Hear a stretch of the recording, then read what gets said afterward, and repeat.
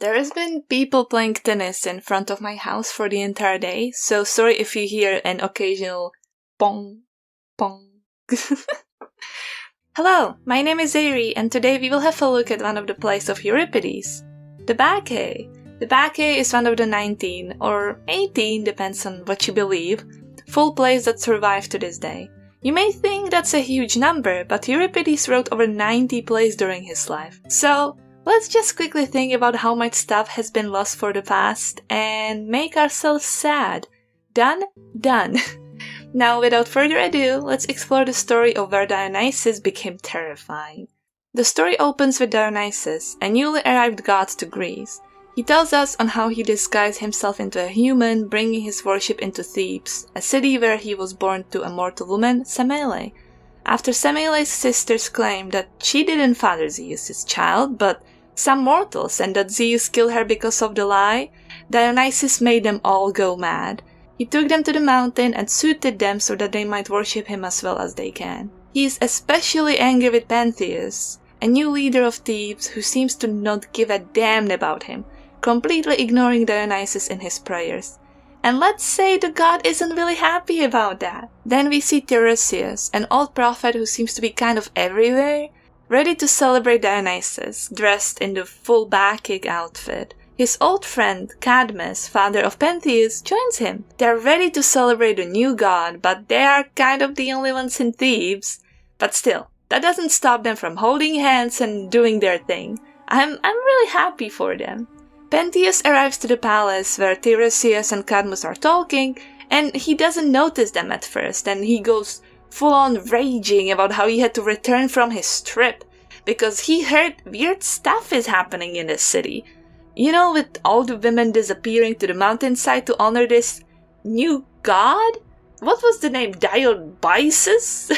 Anyway, apparently Dionysus is a priest who is luring all the women to the mountain, and he's suspiciously very pretty, so Pentheus wants to get a hold of this beautiful fella. And then he basically mocks the two old men for honoring Dionysus. His dad makes a valid point that the fact that they can only get credit for having literal god in their bloodline, but Pentheus is like, no, I can't hear you, because you're old and dumb, and Tiresias, your little bird-watching spot, yeah, it will be ruined, because I said so.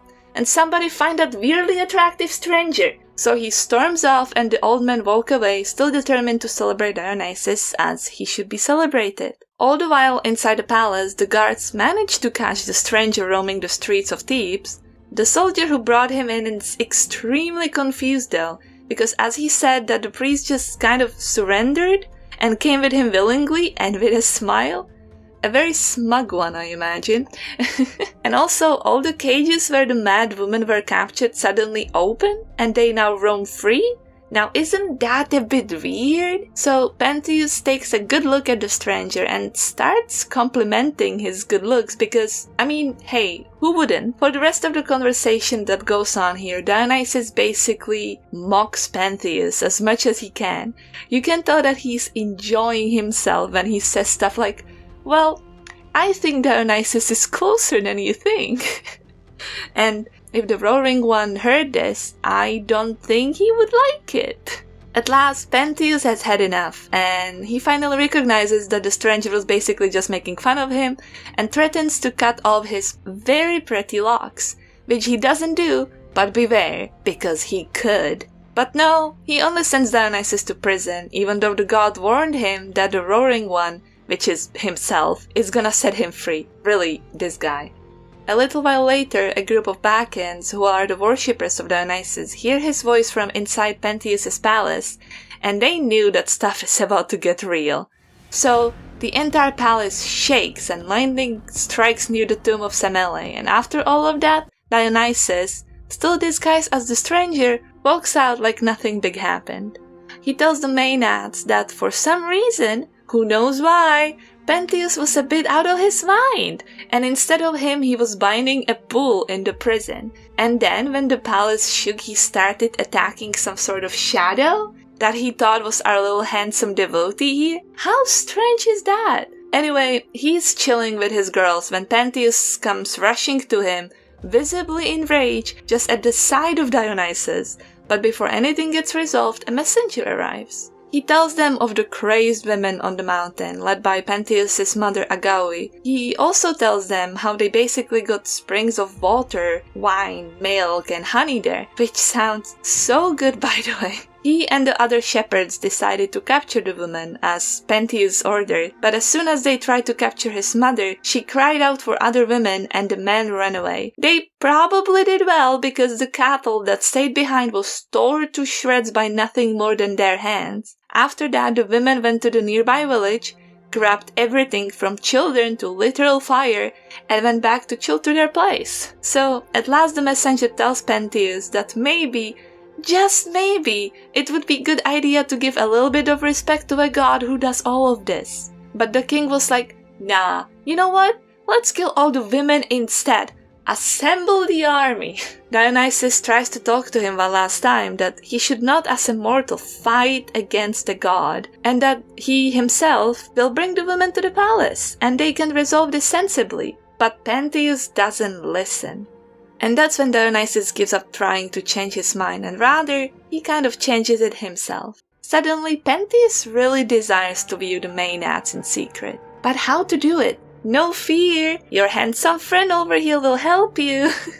So, the king takes Dionysos as his guide and listens to basically everything he says. He agrees to change into women's clothes, wear a wig, hold a thyrsus, and have a fawn skin over him, basically like every backhand would. He is still pretending like he's the one in charge over the two of them, but you can really see the smug face of Dionysos in this one.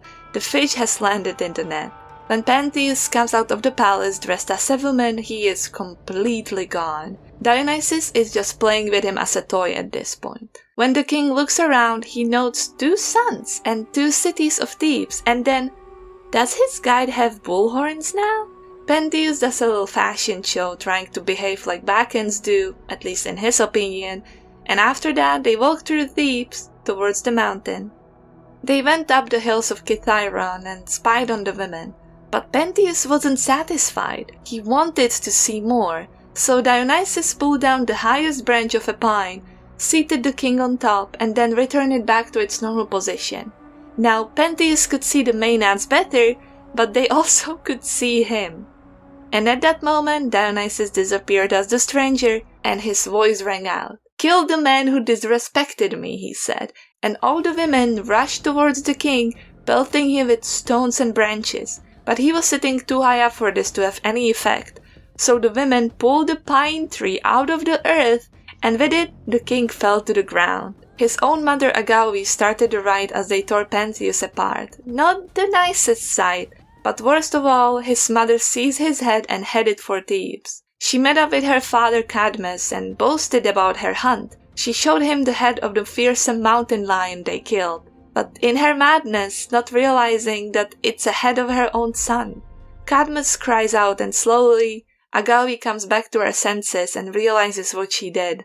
Dionysus speaks for the last time, telling Cadmus of his fate in exile and that he is to be turned into a serpent and lead a barbarian army which will sack many cities, and then maybe they may return home. Cadmus and his daughter Agawi say their last goodbyes to each other as they both go alone into the exile. And that's how the play ends. So the lesson is, don't mess with the gods, because even the ones who seem to be the chilliest guy can really make your life miserable.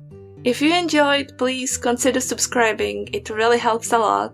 And I'll see you in the next one. Bye bye!